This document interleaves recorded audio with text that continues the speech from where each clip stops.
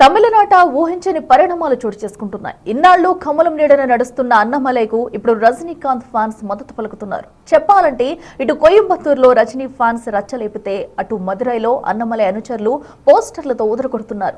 అన్నమలైకి కిరీటం పెట్టాలి, నాయకుడు ఆదేశించు అంటూ రజనీ అభిమానులు నీతో కలిసి రక్తం చిందించేందుకు సిద్ధమంటూ మదురైలో అన్నమలై అనుచరుల పోస్టర్లపై ప్రస్తుతం పెద్ద ఎత్తున చర్చ నడుస్తుంది.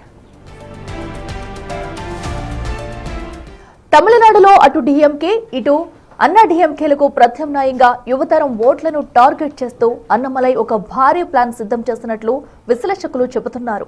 వాస్తవానికి బీజేపీతో పొత్తులు సిద్ధాంతాల కంటే ఒక స్వతంత్ర ప్రాంతీయ శక్తిగా ఎదిగితేనే తమిళనాట చక్రం తిప్పగలమని అన్నమలై భావిస్తున్నారని తెలుస్తుంది.